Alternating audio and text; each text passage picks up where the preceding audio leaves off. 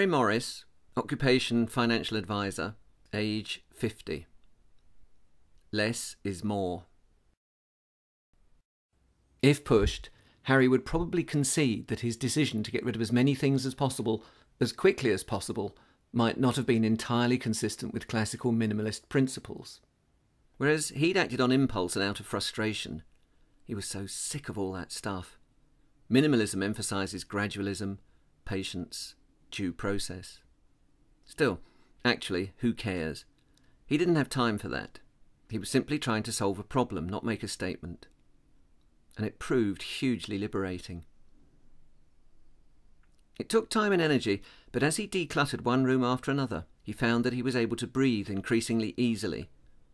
All the accumulated loot of the past 30 years had been choking him, preventing him from fully drawing breath.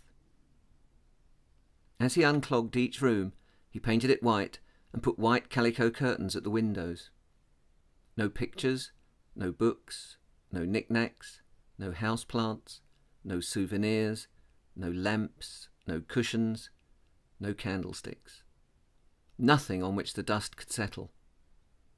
He flung open the windows, and the house, like him, started to breathe deeply and freely after all those years of holding its breath. It came as a revelation that when he reduced the number of objects in a room to a functional minimum, he took increasing pleasure in the void spaces that were left behind. He realised that the gaps between things are at least as important and pleasing as the things themselves. And these spaces never tarnished, never needed cleaning, stayed pristine. Every time he walks into one of his white rooms, he experiences, as if for the first time, the delights of a geometry of thin air. And let's be honest, he also experiences a rush of virtuousness. He feels like one of those monks who give away all their possessions and set out naked and trusting into a hostile world. Thus far he had taken Penny with him. After all, it's her house as much as it's his. Besides, a lot of the things he particularly wanted shot of, things with frills, things with transfer prints of cats, cutesy things, things with no obvious purpose, were hers, so she was bound to expect some say in the matter. To begin with, she seemed to share his sense of liberation, to share the shivery frisson of jettisoning another box of tat. Although part of that may simply have been her pleasure at the two of them working on something together, sharing a project for the first time in years. Either way, their spirits jointly soared as they systematically wriggled free of the things they had been carrying. But it didn't take long for them to discover that they had different limits, and Penny reached hers long before Harry.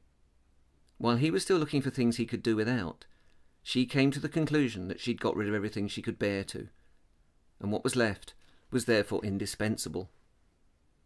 As she tried to explain it to Harry, it wasn't so much the things themselves as the memories that lived in them. Get rid of the thing, and the memory might go too. The elm chair in the kitchen may be uncomfortable and not particularly attractive, but it was the first thing they bought when they were living together as students.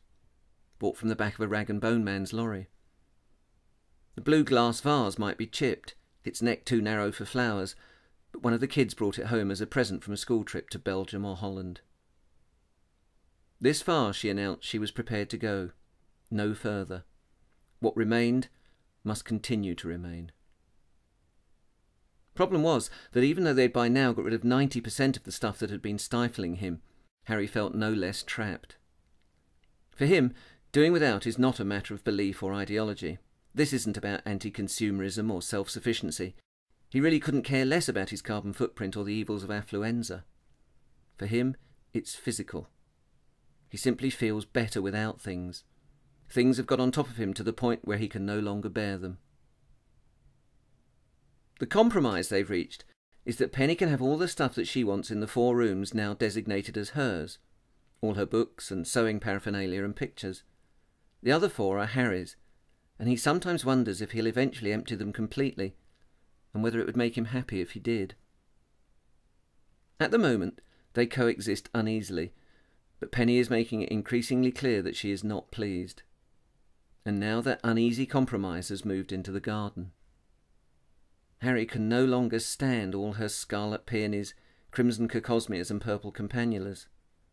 They hurt his eyes. They hurt his brain. Penny has granted him a small portion of the garden on which he has created his street's first Keri-Sansui, usually translated as Japanese Zen garden.